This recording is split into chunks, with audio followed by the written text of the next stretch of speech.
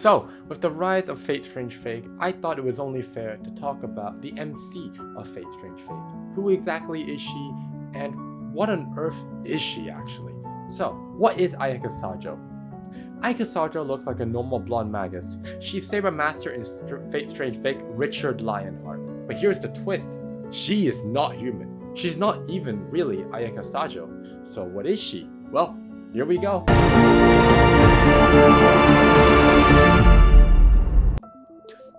Thousands of years ago, during the Age of Gods, Gilgamesh's era, and a little bit slightly beyond, magic was everywhere. There existed something called an ether clump, basically a naturally occurring mass of pure magical energy. Think of it as a wish-granting cloud that gained consciousness. Someone probably wished for it to become alive, and therefore it did, taking the form of what looked like a fairy with a physical body. This being died and was reborn countless times as people fought over it, until eventually 6 humans with different goals: research, peace, the future, magecraft, saving the world, and helping someone else.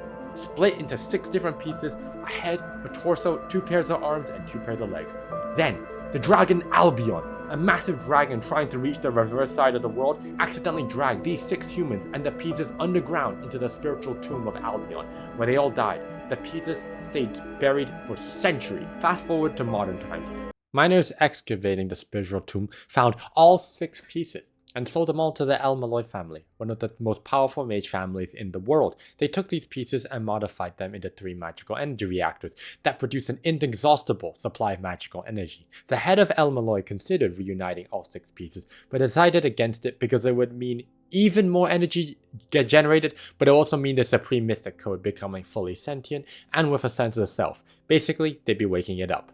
So, in 1994, however, during the Fourth Holy Grail War in Fuyuki, a mage named Kenneth El Malloy, Archibald, bought the Supreme Mystic Code with him to use as his magical power source during the Holy Grail War. He set up this thing, his Supreme Mystic Code, in the Hyatt Hotel that Kiritsugu Emiya, the ruthless mage killer, bombed. In the chaos, the Supreme Mystic Code went missing. 2 rogue Magi showed up to loot the destroyed hotel during the war and found 3 reactors in the wreckage. They thought they had hit the jackpot, so they just smuggled all 3 into the Semina apartments and set up a secret magical workshop and spent almost 10 years researching how to fully restore the thing. Here's where it went wrong. When they fused it all back together, they expected it to turn into a dragon heart. Instead, it was born into something resembling what I can only describe as a fetus. And it grew into a little blonde girl with pointed elf ears, just like our dear little Ayaka Sajo. The mage couple passed this girl off as their daughter and made her wear a magical red hood that concealed her true appearance. Her blonde hair and elf ears were disguised to look like normal black hair and round ears, just like her parents. But here's the horrifying part. In her current state, she was basically a living holy grail. She circulated immense amounts of magical energy, comparable only to Fuyuki's entire ley line system, and could limitlessly grant wishes.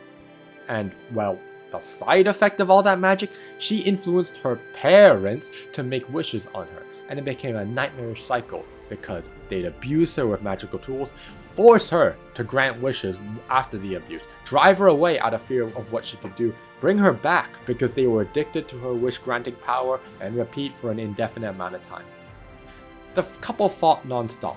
The little girl was regularly beaten and abused. When driven away, she'd won the apartments, wearing a little red hood, sometimes just asking her neighbor, a person only known as Person A, to press the elevator button for her. Here's the crucial detail. During one of these elevator visits, a completely different person called Ayaka Sajo, who's actually a brunette magus from the clock tower, visited Semina apartments, and she saw this abused little girl. And looking at Person A, she placed a minor hypnosis spell on Person A, compelling her to help this little girl if she ever asked. Then, the real Ayaka Sajo just left. She just kind of dipped. She has nothing else to do with the story. Now, here's the most important thing. The family suicide.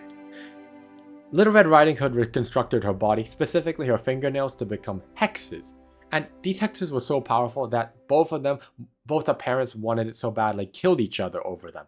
This became known to a lot of the teenagers as the infamous family suicide at Seminar Apartments, a ghost story told by students that the abused girl had been stabbed by her mom, who then killed herself and the dad.